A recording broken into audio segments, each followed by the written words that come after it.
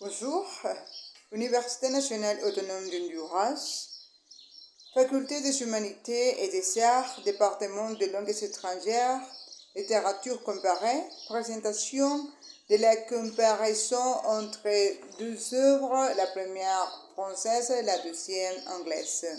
Madame Heidi Madrid, étudiant, je m'appelle Mayra Lisette Ponce Rodriguez, avec le numéro de compte 2012 1262, le 25 avril 2023, Tegucigalpa, Honduras. Pour commencer, je vais donner l'introduction de ce petit projet.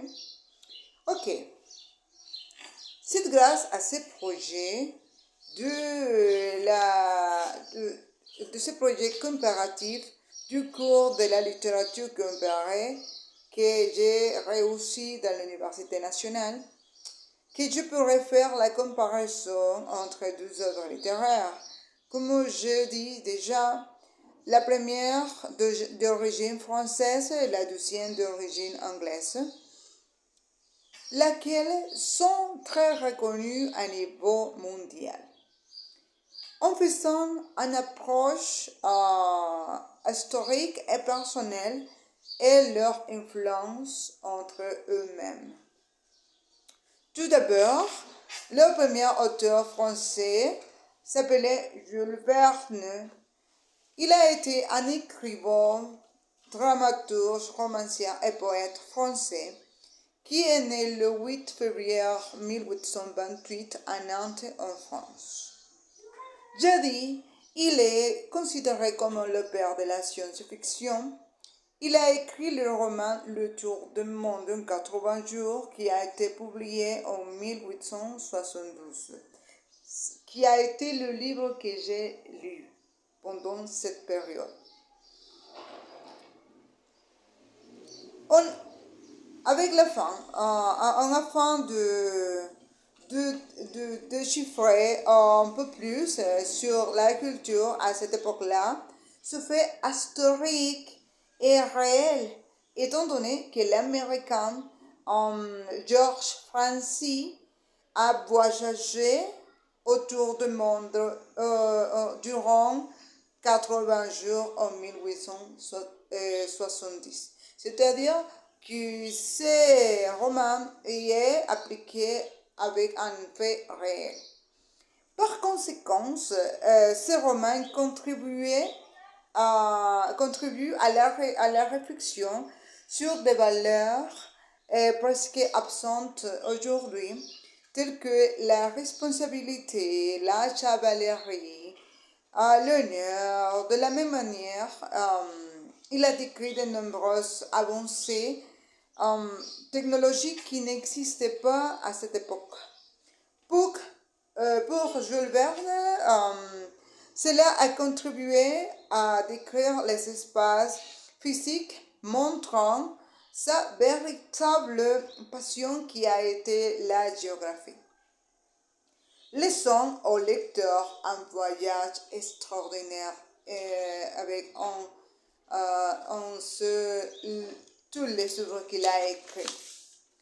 Il convient de noter que cette œuvre écrite par le grand Jules Verne est née comme inspiration pour un article du journal que son créateur a lu en 1869, qui parlait de nouvelles possibilités de transport créées dans le feu du processus technologique qui ont été un impact dans la seconde révolution industrielle de 1870.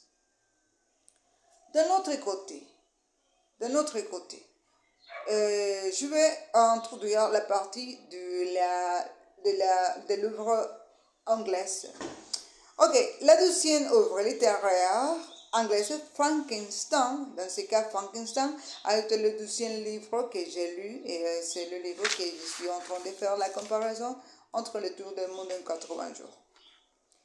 Ok, ce livre qui a été écrit par la londonienne Mary Wollstonecraft Goodwin Shelley, qui est née le 30 août 1877 en Angleterre.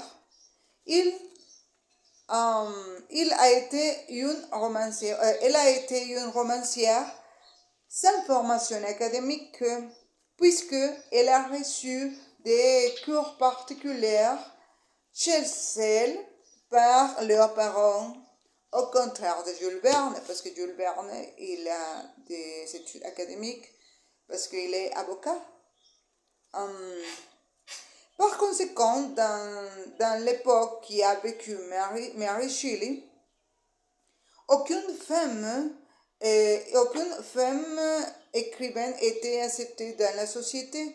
Alors, ces femmes se sont réfugiées dans les noms de famille de leur mari pour obtenir la reconnaissance qu'elle méritait. Cependant, Mary Shelley, parce qu'il a réussi ces problématiques, parce qu'il l'a fait. Elle l'a fait. Contrairement au Tour du monde en 80 jours, ce roman anglais ouvre de nombreuses interrogations sur l'éthique humaine en faisant un symbole. Le Frankenstein est considéré comme un symbole représentatif du châtiment, de l'arrogance et de l'arrogance des hommes, des hommes qui jouent à être des dieux, avec l'objectif de déchiffrer la cause de la création et de la vie. En effet, l'œuvre Frankenstein, publiée en 1821, a été inspirée par les études du docteur Luigi Galvini et par le paradis perdu de John Milton. Les axes qui traversent ce travail sont la vie et la mort, la douleur et la culpabilité, la foi et la religion, et ainsi de suite la vie personnelle de son créateur, dans ce cas, de sa créatrice. À différence du Tour du monde, parce que le Tour du monde est montré les processus technologiques comme quelque chose de merveilleux.